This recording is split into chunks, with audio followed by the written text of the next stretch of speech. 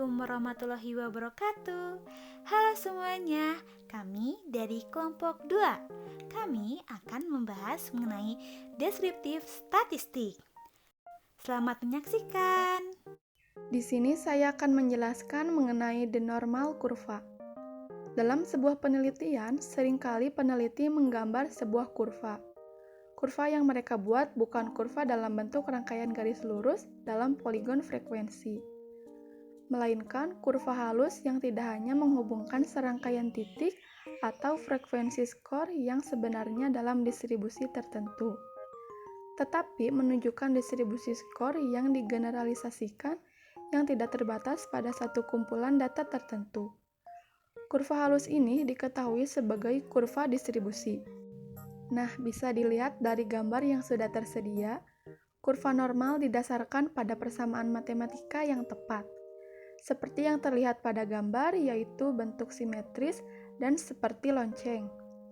Kurva normal ini sangat berguna bagi peneliti, karena penggunaan kurva dalam penelitian merupakan suatu komponen yang harus ada karena untuk mengetahui sebuah distribusi pada kumpulan data dan memudahkan dalam gambaran data. Lalu yang kedua, averages atau rata-rata.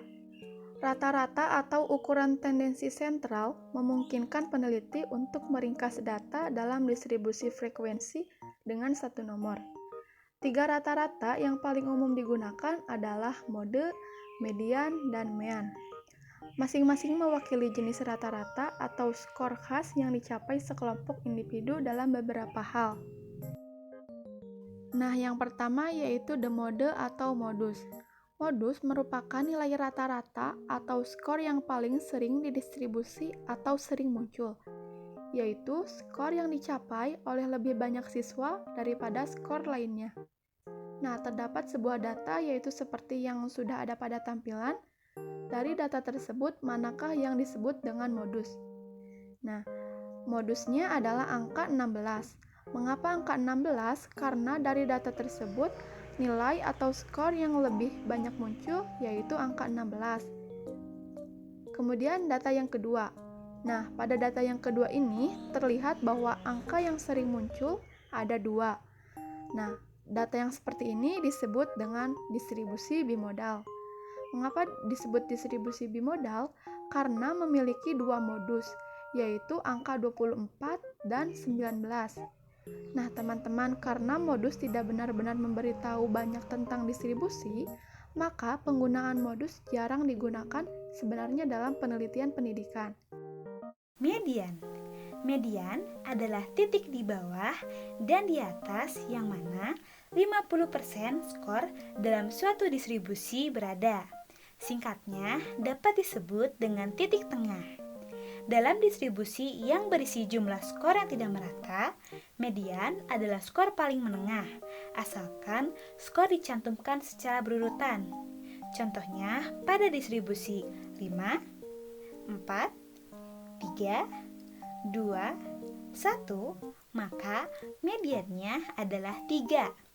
Dalam distribusi yang berisi skor bilangan genap, median adalah titik tengah antara 2 skor paling tengah. Contohnya, dalam distribusi 70, 74, 82, 86, 88, 90, maka mediannya adalah 84. Oleh karena itu, median belum tentu merupakan salah satu skor aktual dalam distribusi yang dirangkum. Perhatikan bahwa 2 distribusi yang sangat berbeda mungkin memiliki median yang sama, seperti contoh pada gambar. Distribusi A terdiri dari 98, 90, 84, 82, 76. Distribusi B terdiri dari 90, 87, 84, 65, 41. Dalam kedua distribusi, maka mediannya adalah 84. Median biasanya terjadi pada data yang tidak dikelompokkan. Untuk data yang dikelompokkan, menghitung median membutuhkan lebih banyak waktu. Namun, hal ini dapat diperkirakan dengan menempatkan skor yang memiliki separuh luas area di bawah poligon frekuensi di atasnya dan separuh di bawahnya.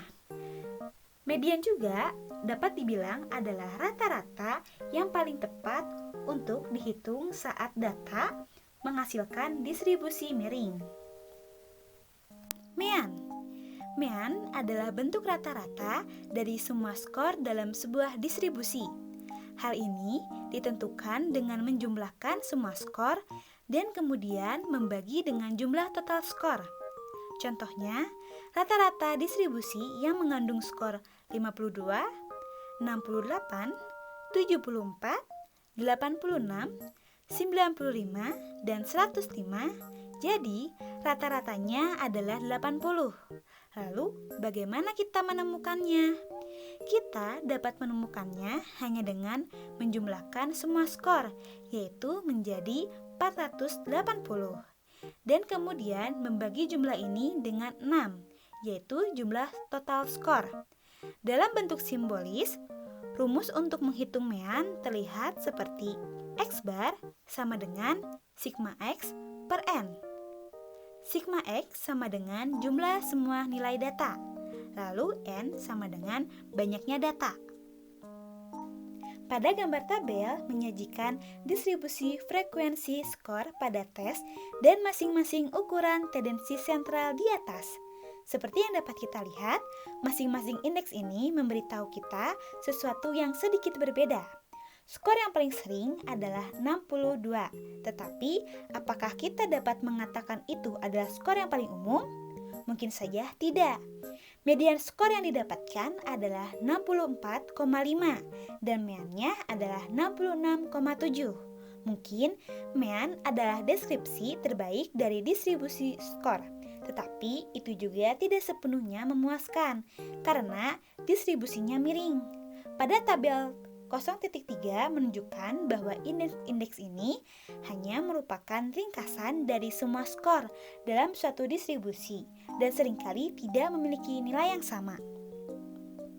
Pada gambar tabel di atas, mean atau rata-rata gaji adalah $75.000. Apakah benar jika dikatakan bahwa ini adalah gaji tahunan rata-rata yang dibayarkan di perusahaan ini? Tentunya jelas tidak. Gaji yang sangat tinggi yang dibayarkan kepada pemilik perusahaan dapat diartikan membekak.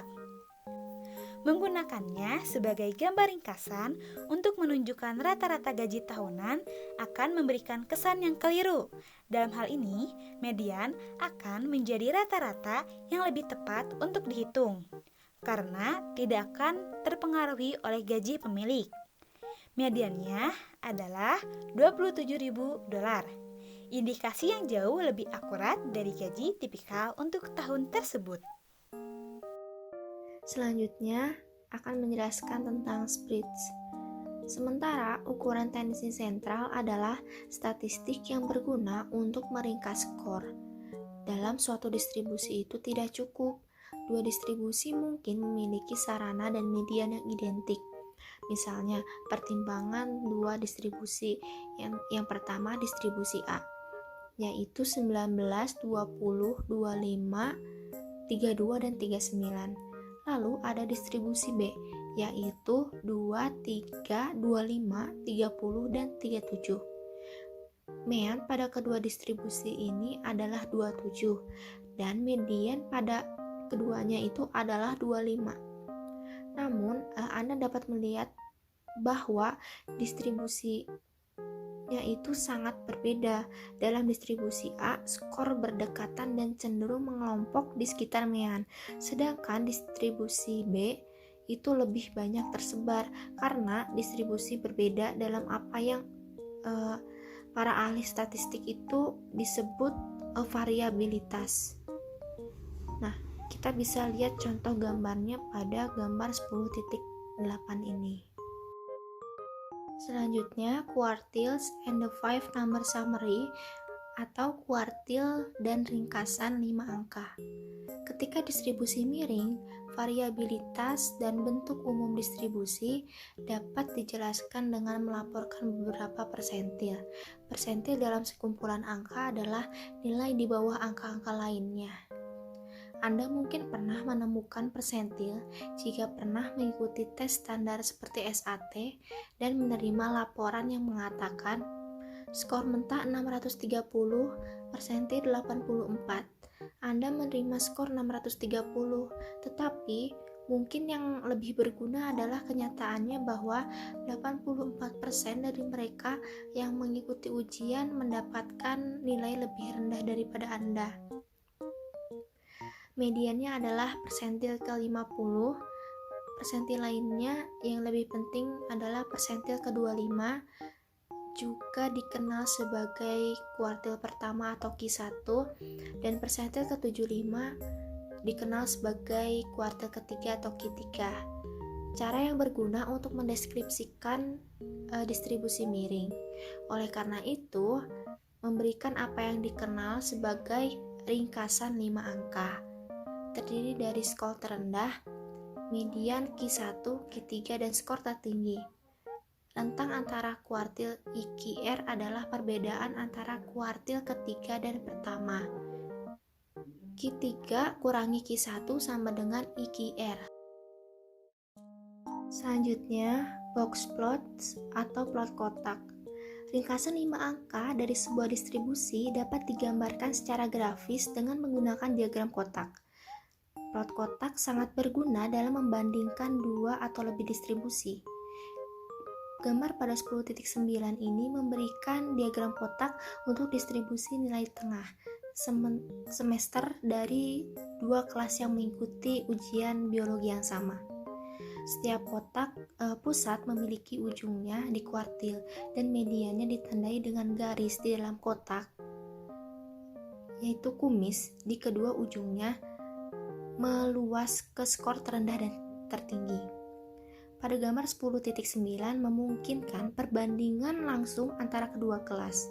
Secara keseluruhan, kelas B lebih baik, tetapi kumis atas menggambarkan bahwa kelas A memiliki siswa dengan nilai tertinggi. Gambar pada 10.9 ini hanyalah contoh lain tentang seberapa efektif grafik dapat menyembunyikan informasi. Menurut pendapat ringkasan 5 angka adalah deskripsi numerik yang sangat berguna dari sebuah distribusi. Ini bukan yang paling umum. Penghargaan itu termasuk dalam kombinasi mean atau ukuran pusat, deviasi standar dan saudaranya, variance, mengukur penyebaran skor dari mean.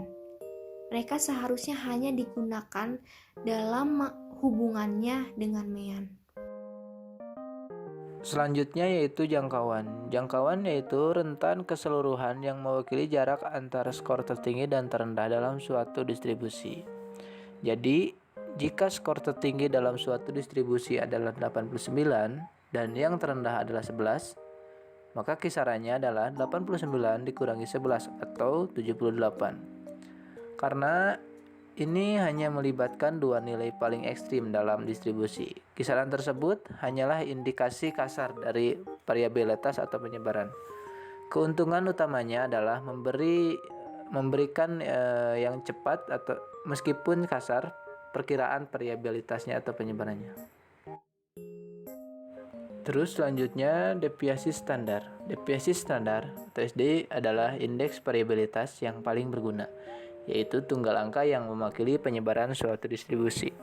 Sebagai dengan mean, setiap skor dalam distribusi digunakan untuk hitung deviasi standar. Langkah-langkah yang terlibat dalam menghitung deviasi standar sangatlah mudah. Yang satu, hitung rata-rata distribusi. Rumusnya, aritmetika sama dengan sigma X per N. Terus yang kedua, kurangi mean dari setiap skor. Setiap hasil adalah disimbolkan X kurangi aritmetika. 3. Kuadratkan masing-masing skor ini. Dalam kurung X kurangi aritmetika, tutup kurung kuadrat. 4. Jumlahkan semua kuadrat dari skor ini. Sigma dalam kurung X kurangi aritmetika, tutup kurung kuadrat. Terus 5 bagi total dengan jumlah skor. Hasil disebut varian. Terus 6, ambil akar kuadrat dari varian, itu disebut deviasi standar.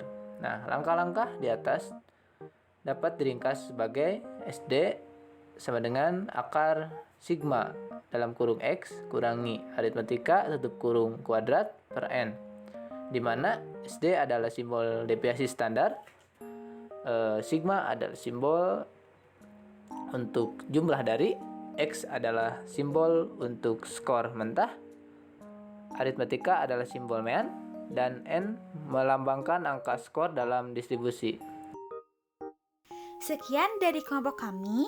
Mohon maaf jika terjadi kesalahan yang disengaja ataupun tidak disengaja. Semoga video ini bermanfaat. Akhir kata, wassalamualaikum warahmatullahi wabarakatuh. Terima kasih.